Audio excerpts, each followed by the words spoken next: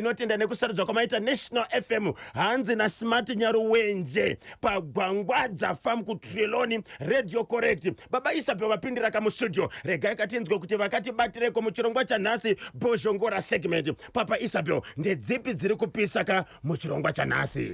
Chokwadi muri yeZimbabwe ndakapakata ndakabata baba ati ninyike yeZimbabwe. Okay. Ndikukumbira kugara zvakanaka mukave mukombi mubhazi kana mundege musadondera pasi nokuti munoda chinonzi chiangatira chingura makatira nzimbezo kusvikira munhu wangudzirikiti.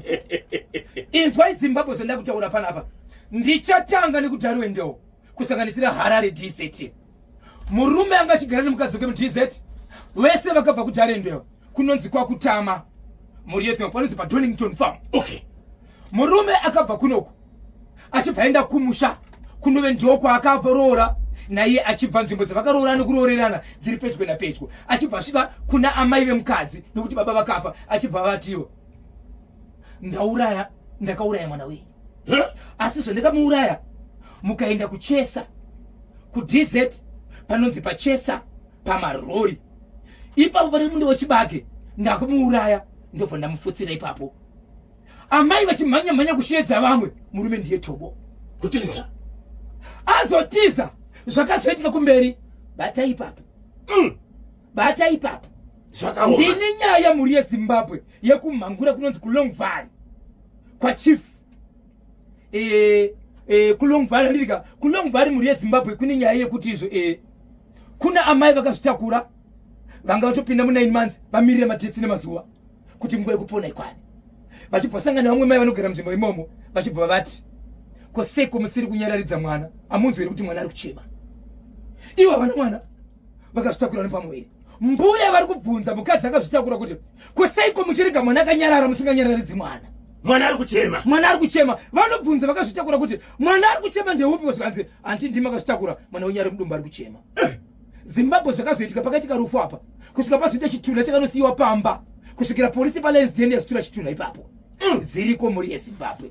Ndine nyaya yekugokwe kunonzi kwaManoti Lukukwe Township mukufamba kwedu tiri vasiyaiti tiri matikitipa tiri vasiyaiti tiri matikitipa mukufamba kwedu tiri vasiyaiti tiri matikitipa tiri vasiyaiti tiri matikitipa po rikiti vo gokwe Manoti Lukukwe Township.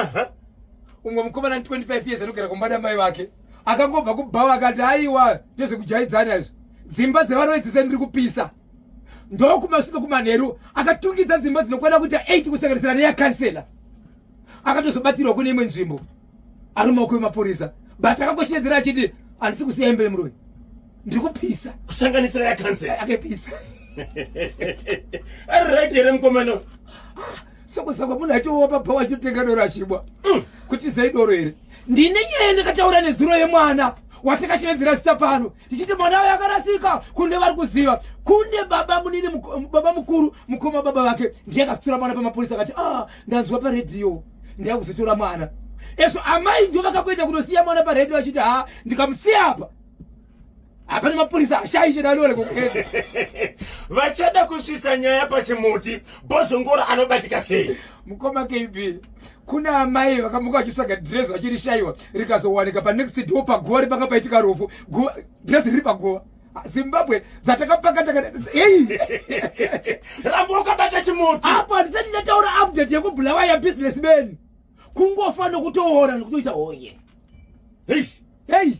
nyaya iyi mava nengombe chiitaura muchipa maupdates each and every day nezuro ndoba makazotaura ta kuti businessman atisiya saka amira timboona tinokavira makavira pamuzukuru ndoziva ndikakubereka tinomhanya ndibereka tinofamba tinotsudzura tinokwapaidza vanenge vachida kundibata muri yeZimbabwe notibata manhamba isina chipomero nhamba isinganyadzi singati nhamba iyi inonhuhwira Zimbabwe iyi nhamba inoti 0771 545 025 0771 545 025 musabhipa 2 musafana private number 3 musatambira pairi 4 kana une zvauri kuda panhamba iyi uchifungidza ndinozviziva ndinazvo inini usati wafona tora bhopoini nebepa usazotsvaga bhopoini nebepa tiri pafoni chikonzero inenge yakamirirwa nevamwe chikonzero Zimbabwe inenge yakamirirwa kupinda ipapo ndapota musabhipa.